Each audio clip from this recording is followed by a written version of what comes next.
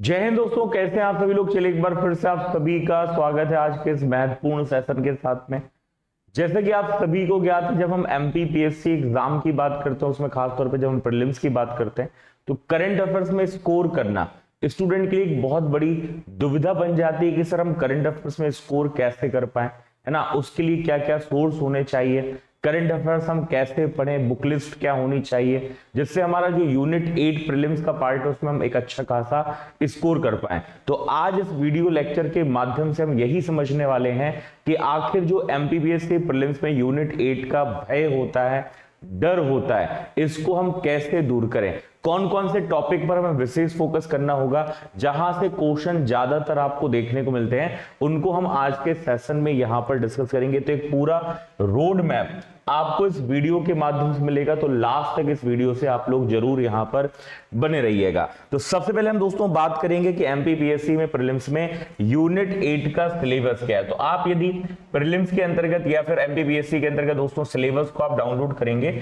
तो सिलेबस में सिर्फ आपका जो मेंशन है यूनिट 8 के अंतर्गत, वो लिखा हुआ है अंतरराष्ट्रीय, राष्ट्रीय एवं मध्य प्रदेश करंट अफेयर्स। मतलब यहां पर कोई स्पेसिफिक टॉपिक पर बात नहीं की गई, यहां पर यह बोला गया है कि आपका जो करंट अफेयर्स का पार्ट आएगा या जो घटनाएं आपको इवेंट के अंतर्गत मिलेंगी, वो या तो इंटरनेशनल है या फिर नेशनल है या फिर आपका ये मध्य प्रदेश है। तो आप समझ पा रहे होंगे कि कितना एक बड़ा पार्ट है ये। मतलब स्पेसिफिक यदि मेंशन ना करना कि हम इंटरनेशनल, नेशनल, मध्य प्रदेश में क्या पढ़ें, क्योंकि सिलेबस में तो सिर्फ इतना ही लिखा हुआ है कि मध्य प्रदेश, नेशनल और इंटरनेशनल हमें करंट अफेयर्स यहां पर कवर करना है। तो सबसे पहले मैं आपको बताना चाहूंगा कि जब भी आप करंट अफेयर्स के लिए तैयारी स्टार्ट करते हैं या प्रिपरेशन स्टार्ट करते हैं एमपीपीएससी की, तो पहला क्वेश्चन ये बनता है कि हम न्यूज़पेपर कौन सा पढ़ें। क्योंकि देखो, न्यूज़पेपर के अंतर्गत दोस्तों हमारे लिए आंसर राइटिंग में भी हमारी हेल्प होती है और बहुत सारी चीजें जो हम यहां पर कवर कर पाते हैं। तो सबसे पहला यहां पर क्वेश्चन ये बनता है कि हम न्यूज़पेपर कौन सा पढ़ें, अखबार हम कौन सा पढ़ें। तो देखो, यदि आप हिंदी माध्यम के छात्र हैं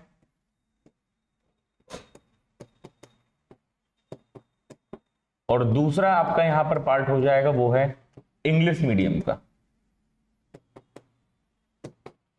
कि आप इंग्लिश मीडियम के छात्र हैं या फिर आप हिंदी मीडियम के छात्र हैं। यदि आप हिंदी मीडियम के छात्र हैं तो आपके लिए जो अखबार बन सकता है बेहतर, वो है जनसत्ता या फिर दैनिक जागरण। यदि आप चाहते हैं कि आप अपनी भाषा शैली को काफी बेहतर कर पाएं, है ना, क्योंकि देखो न्यूज़पेपर में सिर्फ हमारी घटनाएं कवर नहीं होती हैं, इवेंट्स कवर नहीं होते हैं। न्यूज़पेपर हमें यहां पर लिखना सिखाता है कि हम आंसर राइटिंग कैसे करेंगे, जिसमें खासतौर पे जब हम एडिटोरियल वाले भाग की बात करते हैं, जिसको हम संपादकीय बोलते हैं, तो उससे हमेशा आपको कुछ ना कुछ नया सीखने को मिलेगा, जिसमें हमेशा कोई स्कॉलर, आरबीआई के कोई डिप्टी गवर्नर रह चुके हैं या सुप्रीम कोर्ट, हाई कोर्ट के पूर्व न्यायाधीश रह चुके हैं, उनके लेख मिलते हैं, है ना। तो कहीं ना कहीं आपको कुछ ना कुछ नया सीखने को मिलेगा और आपके करंट अफेयर्स में ये दोस्तों चार चांद भी लगाते हैं, जिसमें हम संपादकीय वाले पार्ट की, एडिटोरियल वाले पार्ट की भी बात करेंगे। यदि आप हिंदी मीडियम छात्र हैं तो आप जनसत्ता, दैनिक जागरण को फॉलो कर सकते हैं, जिसमें खासतौर पर नेशनल, इंटरनेशनल भी कवर होता है। ठीक है, मध्य प्रदेश के दृष्टिकोण से हम बात करें तो दैनिक भास्कर में भी कुछ सेक्शन जो हैं आप कवर कर सकते हैं, पूरे आपको पढ़ने की यहां पर आवश्यकता नहीं है। ठीक है, चलिए इसके बाद हम बात करेंगे तो मध्य प्रदेश के दृष्टिकोण से मैं भी आपको बताऊंगा। पहले आप यहां पर देखिएगा, इंग्लिश मीडियम की बात करें तो इंग्लिश मीडियम जो छात्र हैं, यदि वो न्यूज़पेपर स्टार्ट करना चाहते हैं तो द इंडियन एक्सप्रेस, है ना, द इंडियन एक्सप्रेस, ये न्यूज़पेपर पढ़ सकते हैं, है ना, इंडियन एक्सप्रेस। या फिर आपको और भी यदि बेसिक तौर पे चीजें सीखना है तो आप टाइम्स ऑफ इंडिया फॉलो कर सकते हैं। आपको द हिंदू यहां पर पढ़ने की आवश्यकता नहीं है, क्योंकि द हिंदू में सलाह तब देता है जब आप यूपीएससी की तैयारी कर रहे हैं, लेकिन एमपीपीएससी के लिए द हिंदू में जाने की आपको आवश्यकता यहां पर नहीं है। देखो हाँ, यदि आप तैयारी बिल्कुल अभी स्टार्ट किए हैं तो शुरुआती तौर पर आप कोशिश ये कर सकते हैं कि 25 से 30 मिनट न्यूज़पेपर में आप दे सकते हैं समय इसको रीड करने में, शुरुआती तौर पर। बस आपको भटकना नहीं है, आपको भटकना नहीं। और खास तौर पे यदि मैं बात करूंगा तो जो आपको यहां पर खबरें अवॉइड करनी है, है ना, वो अवॉइड कौन सी खबरें करनी है, तो याद रखना खास तौर पे वो है एंटरटेनमेंट यानी फिल्म जगत से संबंधित। क्योंकि मैंने देखा है कई बार क्या होता है, स्टूडेंट तैयारी करता है, न्यूज़पेपर पढ़ता है, तो वो एंटरटेनमेंट की तरफ ज्यादा चला जाता है। हमें एंटरटेनमेंट की कोई भी न्यूज यहाँ पर नहीं पढ़नी है। खास तौर पे लोकल क्या कुछ घटनाएं हुई शहरों में वो हमें नहीं पढ़नी, इनको भी हमें अवॉइड करना है ना।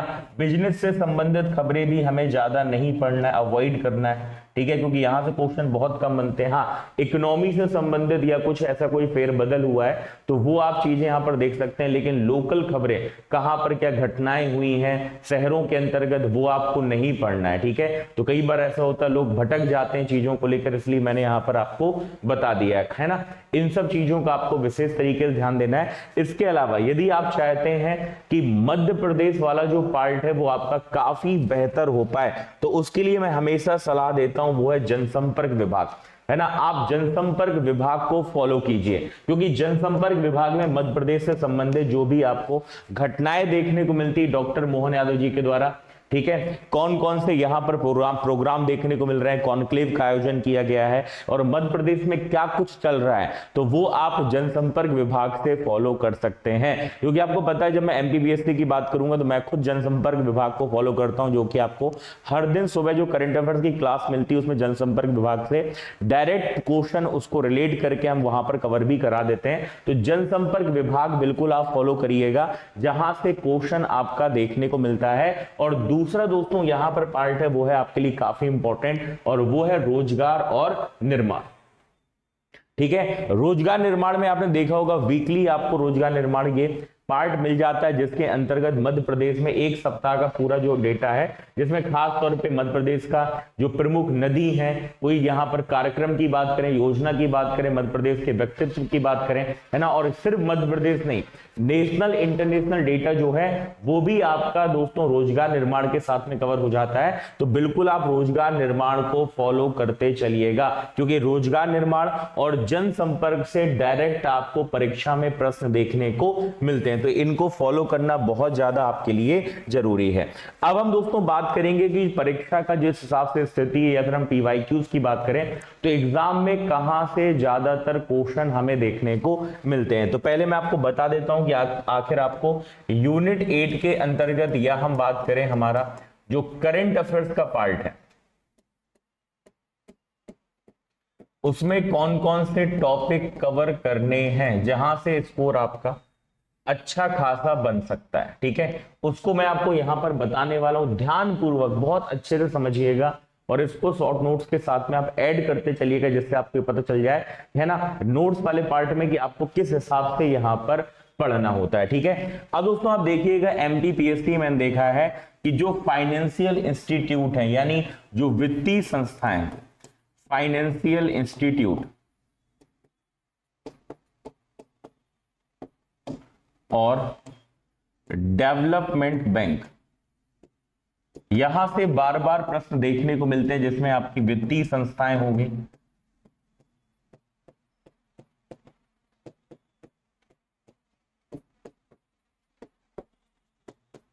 विकासशील बैंक हो गए, यहां से क्वेश्चन बनते हैं, ठीक है।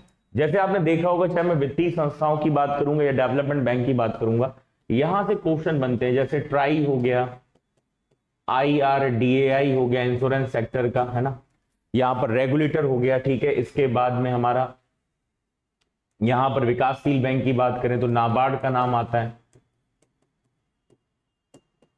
सिडबी हो गया, यहां पर सेबी का नाम आता है, ठीक है।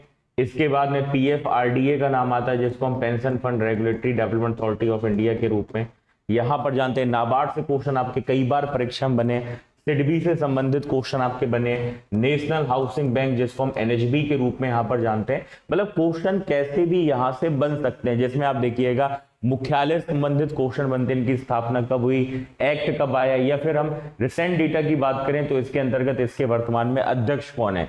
तो ये फाइनेंशियल इंस्टीट्यूट और डेवलपमेंट बैंक का यहाँ पर पार्ट आपको देखने को मिलता है। इसके बाद हम बात करते हैं वो है हमारा गवर्नमेंट स्कीम, जिसको हम सरकारी योजना के रूप में जानते हैं। और इस सरकारी योजना के अंतर्गत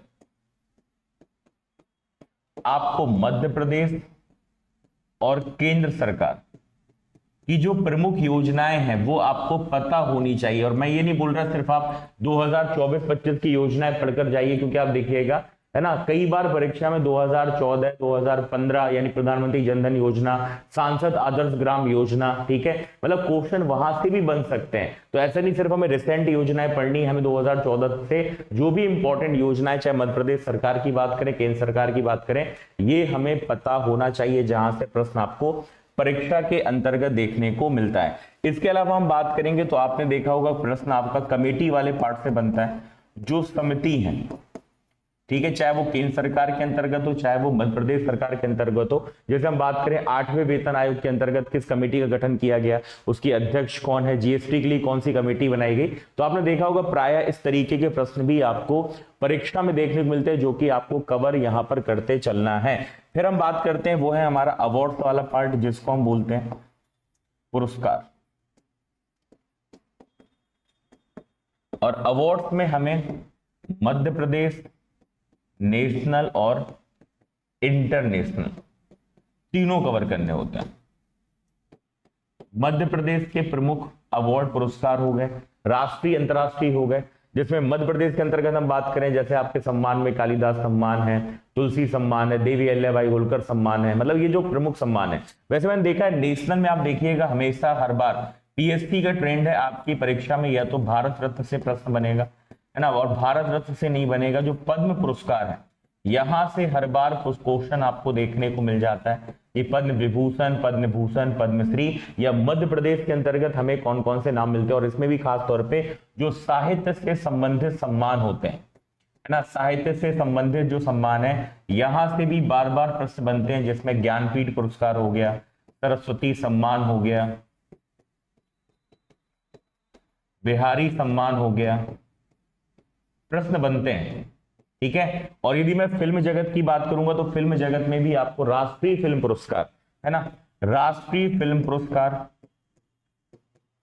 और अंतरराष्ट्रीय स्तर पे हम बात करेंगे तो ऑस्कर अवार्ड से डेटा आपका बन सकता है ना, क्योंकि ये काफी इंपॉर्टेंट है। या फिल्म जगत में हम बात करेंगे तो यहां पर दोस्तों हमारे पास में दादा साहब फाल्के पुरस्कार का भी नाम आता है, जहां से प्रश्न आपके बन सकते हैं। तो साहित्य से संबंधित पुरस्कार अंतरराष्ट्रीय स्तर पे हम बात करेंगे तो बुकर पुरस्कार है, अंतरराष्ट्रीय बुकर पुरस्कार है, वहां से क्वेश्चन बनते हैं। और खास तौर पे यदि मैं अंतरराष्ट्रीय की बात करूंगा तो यहाँ पर आपको नोबल, क्योंकि अभी रिसेंटली नोबल का अनाउंसमेंट किया गया है ना, तो भारतीय कौन कौन से नोबल पुरस्कार विजेता है स्टैटिक वाले पार्ट में, या 2025 के अंतर्गत किनका किनका नाम हमें नोबल पुरस्कार विजेता के रूप में देखने को मिल रहा है, ये आपको पता होना चाहिए। इसलिए मैं डिटेल में पूरा रोड मैप आपको बताता चल रहा हूं, जिससे आप चीजें समझ पाए कि एमपीपीएससी किस हिसाब से एग्जाम को फॉलो कर रहा है करंट अफेयर्स में, और किस हिसाब से आप सभी लोग बहुत अच्छा स्कोर यहां पर कर पाएंगे, ठीक है। इसके बाद हम बात करते हैं एक बहुत इंपॉर्टेंट पार्ट है, वो है आपका मिलिट्री एक्सरसाइज, जिसको हम सैन्य अभ्यास के रूप में यहां पर जानते हैं, है ना। ये कहने को तो आपका स्टैटिक वाला पार्ट है, लेकिन अब ये करंट के दृष्टिकोण से भी मिल जाता है, जिसमें भारत सरकार के कौन कौन से भी रिसेंटली हमें ऑपरेशन देखने को मिले, है ना, वो भी आपको पता होना चाहिए। मिलिट्री एक्सरसाइज की हम बात करें, है ना, भारत के साथ में किस देश का अभ्यास हुआ है, उसका नाम क्या है ना, नाम से संबंधित प्रश्न भी आपकी परीक्षा में पूछे जा सकते हैं। तो मिलिट्री एक्सरसाइज से संबंधित डेटा भी आपको जरूर यहां पर पता होना चाहिए। तो मिलिट्री एक्सरसाइज हो गया, या फिर प्रमुख ऑपरेशन की बात करें, ये भी हमारा यहां पर एक रोड मैप यूनिट 8 के अंतर्गत यहां पर हो सकता है। इसके बाद में आपने देखा होगा दोस्तों हमारे लिए इंपॉर्टेंट पार्ट होता है, वो है आपका स्पोर्ट्स इंस्टीट्यूट, जिसको हम खेल संस्थान या खेल संस्थाएं के रूप में जानते हैं, जिसमें हमारे पास मध्य प्रदेश, राष्ट्रीय, अंतरराष्ट्रीय तीनों मिल जाता है। अंतरराष्ट्रीय स्तर पे कौन कौन सी संस्थाएं यहां पर है, फीफा हो गया, आईसीसी हो गया। राष्ट्रीय स्तर पे हम बात करेंगे जिसमें बीसीसीआई का नाम दोस्तों हमें यहां पर देखने को मिलता है ना। हॉकी इंडिया हो गया आपका, है ना। मध्य प्रदेश के अंतर्गत अलग अलग खेल संस्थाएं, या मध्य प्रदेश के अंतर्गत जो अकादमी है, खेल अकादमी है, वहां से क्वेश्चन बनता है। और ये किस पार्ट में आएगा, ये हमारा स्पोर्ट्स इंस्टीट्यूट के पार्ट में देखने को हमें मिलेगा। चलिए आगे हम दोस्तों बात करते हैं। तो अगला जो हमारा पार्ट है वो है आपका अंतरराष्ट्रीय संगठन, अंतरराष्ट्रीय संगठन जिसको हम इंटरनेशनल ऑर्गेनाइजेशन के रूप में यहां पर जानते हैं। देखो, अंतरराष्ट्रीय संगठन से संबंधित प्रश्न बनते हैं जिसमें मुख्यतः है ना मुख्यालय कि बताइए इस अंतरराष्ट्रीय संगठन का मुख्यालय कहाँ है, फीफा का मुख्यालय कहाँ पर है ना, एफएओ यानी फूड एंड एग्रीकल्चर ऑर्गेनाइजेशन का हेड ऑफिस कहाँ पर है, एशियन डेवलपमेंट बैंक का मुख्यालय कहाँ पर है ना। मुख्यालय संबंधित क्वेश्चन बनते हैं या फिर सदस्य देश। अब देखिएगा दोस्तों, जिसमें आपसे पूछा जा सकता है कि इनमें से कौन सा G7 का सदस्य देश है, इनमें से कौन सा G20 का सदस्य देश है अथवा नहीं है, ऐसे क्वेश्चन बनते हैं। और इसके बाद में जो अति महत्वपूर्ण पार्ट है वो है हमारा समिट यानी सम्मेलन, जिसमें जितने भी महत्वपूर्ण आपके अंतरराष्ट्रीय संगठन है ना, उनका अभी हाल ही में सम्मेलन कहां पर हुआ, चाहे वो G20 हो, G7 हो, सार्क है, या हम ब्रिक्स की बात करें है ना, या नाटो की बात करें, तो जितने भी महत्वपूर्ण आपके अंतरराष्ट्रीय संगठन है उनके अभी सम्मेलन कहां पर हुए। और सम्मेलन में जरूरी नहीं आप ये सोचो कि हमारा 2024 या 25 का डेटा पूछे, सम्मेलन में आपका पहला सम्मेलन भी पूछा जा सकता है।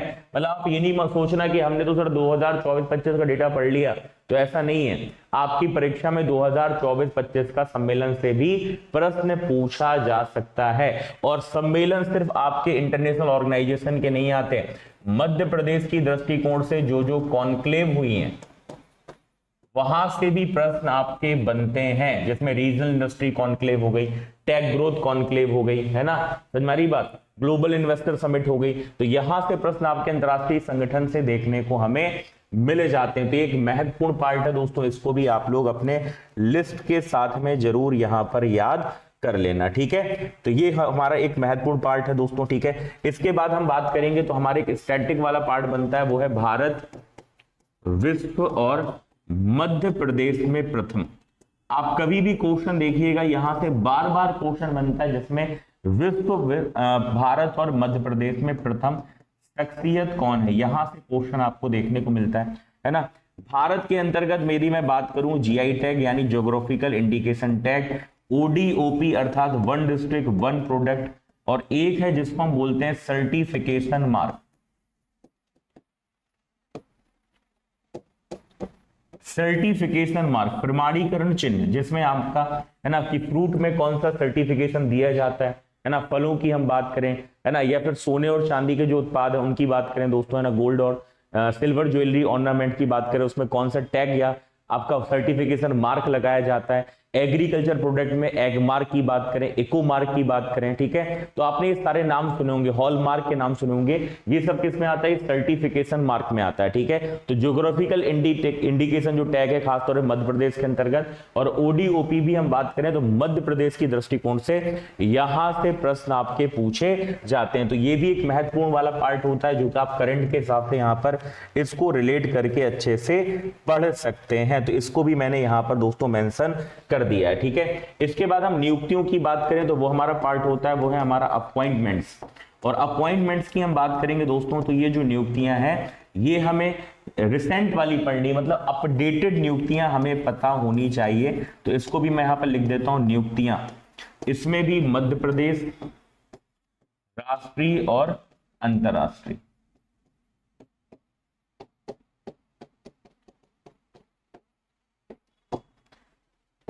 आगे हम बात करते हैं स्पोर्ट्स अर्थात खेल की। तो खेल के अंतर्गत जनरली जो सम्मान है, जैसे हमारा खेल रत्न पुरस्कार हो गया है ना, मेजर ध्यानचंद खेल रत्न पुरस्कार है, अर्जुन पुरस्कार है, ठीक है।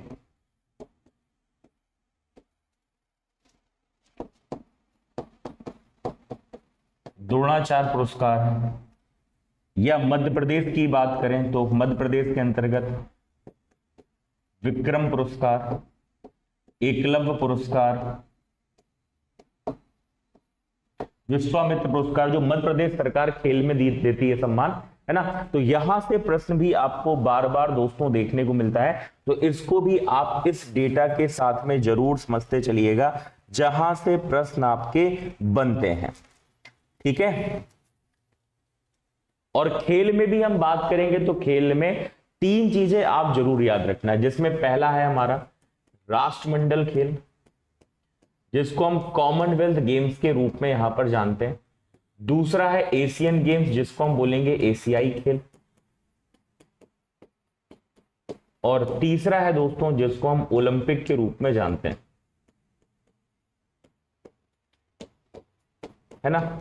ये पहले टूर्नामेंट कब हुए, और रिसेंटली यदि हम बात करें 2022 के अंतर्गत, है ना, या ओलंपिक में 2024 जैसे हम पेरिस ओलंपिक की बात करें, तो यहां से प्रश्न बनते हैं कि कॉमनवेल्थ गेम दोस्तों जो आपका हुआ बर्मिंघम में या हुआंगजो में, आपका एशियन गेम्स हुआ या ओलंपिक आपका पेरिस में हुआ, इसके अंतर्गत भारतीय कौन कौन आपको यहां पर विजेता मिले जो कि मेडल लेकर आए, भारत की रैंक यहां पर क्या है, ठीक है। ऐसे क्वेश्चन प्राय देखने को मिलते हैं। इसके मैस्कट क्या रहा, खिलाड़ियों की बात करें उनका संबंध किस खेल से है, तो ये क्वेश्चन आपको जरूर यहां पर पता होना चाहिए, इसलिए मैंने इसको अलग से यहां पर मेंशन कर दिया है, ठीक है। यहां पर मैंने इसको क्या कर दिया है, अलग से मेंशन किया है। और इसके अलावा हम बात करें जो महत्वपूर्ण पार्ट है वो है आपका इसरो के महत्वपूर्ण मिशन। जितने भी अभी रिसेंटली यदि हम बात करेंगे दोस्तों, जितने भी महत्वपूर्ण मिशन इसरो के, चाहे वो आपका गगनयान मिशन हो, चाहे वो आपका गगनयान मिशन हो, चंद्रयान के तीनों मिशन हो, चंद्रयान फर्स्ट, सेकेंड या फिर थर्ड, मंगलयान की हम बात करें, निसार जो कि नासा और इसरो के आपका संयुक्त यहां पर मिशन है, यदि मैं इसकी यहां पर बात करूं, ये सारे जो महत्वपूर्ण मिशन है ये भी आपके लिए बहुत इंपॉर्टेंट है, जो कि इसरो के महत्वपूर्ण मिशन के अंतर्गत आपको याद रखना है। जैसे आदित्य L1 हो गया, ठीक है, मतलब, या फिर आगामी जो मिशन है, ठीक है, जीपीएस सैटेलाइट की बात करें, वो कौन कौन सी सैटेलाइट हमारे भारत के अंतर्गत है ना, उनका नाम क्या है, उनके बारे में भी आपको यहां पर पता होना चाहिए। तो ये भी एक काफी महत्वपूर्ण पार्ट होता है जो कि आप यूनिट 8 के अंतर्गत यदि आप एमपीपीएससी की तैयारी कर रहे हैं, तो मैं आपको फिर से बता रहा हूं ना दोस्तों, चीजों को ध्यान समझिएगा जो मैंने अभी आपको यहां पर बताया है, और उसके साथ में यहां पर ये डेटा आपको यहां पर बताया है, जहां से प्रश्न आपके परीक्षा में पूछे जा सकते हैं, ठीक है। चलिए इसके बाद हम बात करते हैं, तो अगला जो पार्ट है दोस्तों वो है आपका बुक्स एंड ऑथर वाला, है ना, बुक्स एंड ऑथर वाला, यानी किताबें और उनसे संबंधित लेखक।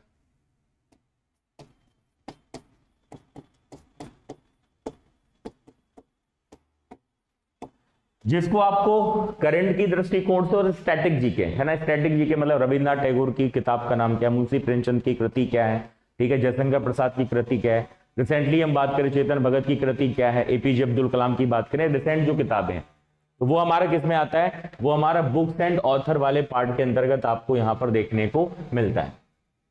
इसी में हम बात करेंगे तो अगला नाम आएगा, वो आएगा इंटरनेशनल डेज, नेशनल डेज,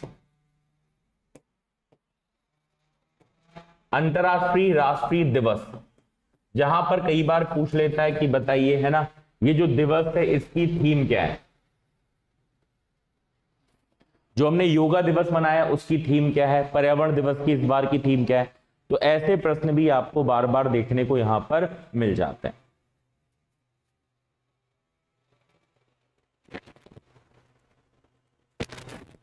ठीक है।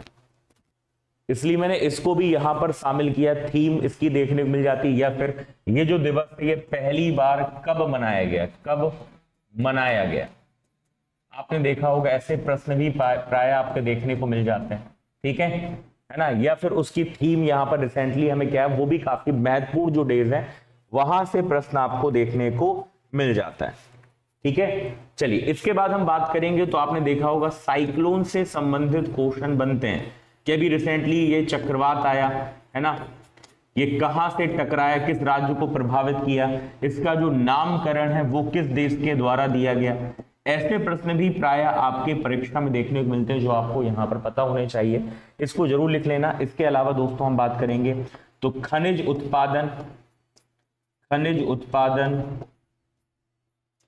सब्जियां, है ना, या फिर दोस्तों हम यहां पर फसलों की बात करें तो इनके उत्पादन में मध्य प्रदेश में रैंक क्या है, या राष्ट्रीय स्तर पे इनकी रैंक क्या है, ऐसे क्वेश्चन आपको देखने को मिल जाते हैं, ठीक है। तो इनको भी जरूर अपने पार्ट में आप लोग यहां पर करंट अफेयर्स में ऐड कर लेना, जिसमें खास तौर पे कई बार परीक्षा में आपने देखा होगा अनुसंधान केंद्र से प्रश्न पूछे जाते हैं कि ये जो अनुसंधान केंद्र है ना, कहां पर है, जो रिसर्च इंस्टीट्यूट है वहां से भी क्वेश्चन आपके पूछे जाते हैं। इनको भी मैंने यहां पर ऐड कर दिया। ठीक है, समझ पा रहे हैं आप सभी लोग? चलिए, इसके अलावा आपने देखा है दोस्तों सस्टेनेबल डेवलपमेंट गोल एसडीजी से संबंधित मैंने देखा है प्रश्न आपके बनते हैं, और इसको जरूर आप याद करना, अच्छे समझ लेना, जिसमें इंडेक्स में राष्ट्रीय स्तर पे है ना, अंतरराष्ट्रीय स्तर पे रैंक भारत की क्या है, भारत के अंतर्गत मैं यदि एमपी की बात करूंगा तो एमपी का एसडीजी आपका इंडेक्स के अंतर्गत हमारा स्कोर क्या है। इसमें ये नहीं सिर्फ आप रिसेंट वाला पढ़ना, पहले वाले भी एसडीजी जो रिपोर्ट है वो भी आपको पता होना चाहिए। और उसके अलावा अंतरराष्ट्रीय स्तर पे हम बात करें तो रिपोर्ट और इंडेक्स के क्वेश्चन आपके बनते हैं जो आपको पता होना चाहिए, है ना, कि ग्लोबल हंगर इंडेक्स में भारत की रैंक क्या है, प्रेस फ्रीडम इंडेक्स में भारत की रैंक क्या है, या फिर वैश्विक स्तर पे पहले नंबर पे कौन है, ये रिपोर्ट कौन जारी करता है। तो ये डेटा भी आपको पता होना चाहिए, जो कि यूनिट 8 के रोड मैप में आपके लिए काफी ज्यादा महत्वपूर्ण यहां पर हो जाता है। ठीक है,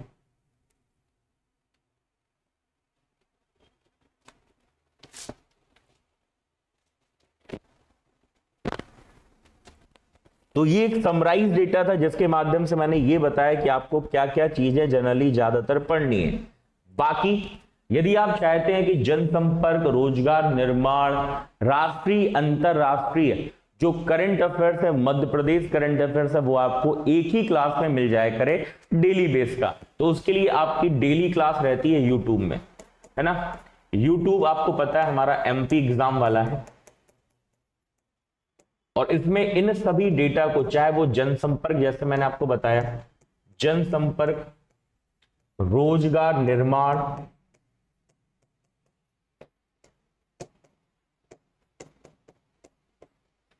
राष्ट्रीय, अंतरराष्ट्रीय और मध्य प्रदेश करंट अफेयर्स आपको एक ही क्लास में मिल जाता है।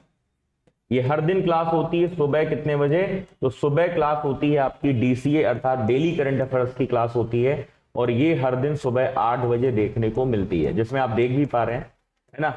आपका डेली करंट अफेयर्स भी होता है। डेली करंट अफेयर्स के साथ में हर एक सप्ताह का मतलब जो आपने 6 दिन पढ़ा है तो उसको समराइज करके हर सैटरडे सुबह 8 बजे आपको मिल जाता है।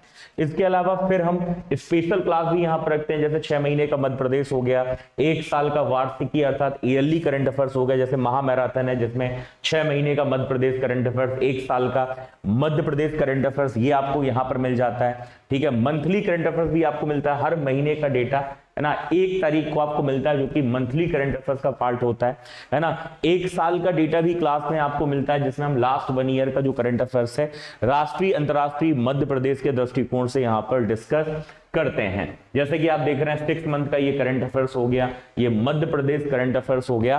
तो यदि आप चाहते हैं कि एमपीपीएससी में यूनिट 8 का डर आपको ना सताए, ये आपको लग रहा है अरे सर, कई बार स्टूडेंट मैंने देखा है वो बोलते हैं अरे सर करंट अफेयर्स में हम न्यूज़पेपर नहीं पढ़ पाते हैं, हमें समय नहीं मिल पाता, सुबह सर कैसे उठें, इतनी सारी चीजें हैं, है ना। तो एक्चुअली देखो, यदि न्यूज़पेपर नहीं पढ़ पा रहे हो समस्या है भैया, देखो न्यूज़पेपर में हैबिट तो आपको लानी पड़ेगी, रोजगार निर्माण, जनसंपर्क को फॉलो करना पड़ेगा, और यदि आप समय नहीं निकाल पा रहे हैं तो वो सारा डेटा समराइज करके हम इस क्लास में आपको हर दिन लेकर जाते हैं।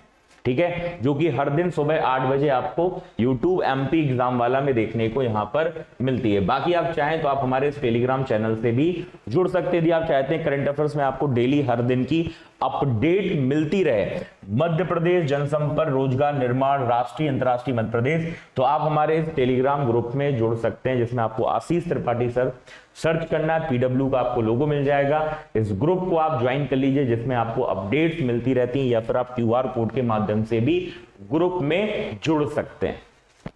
ठीक है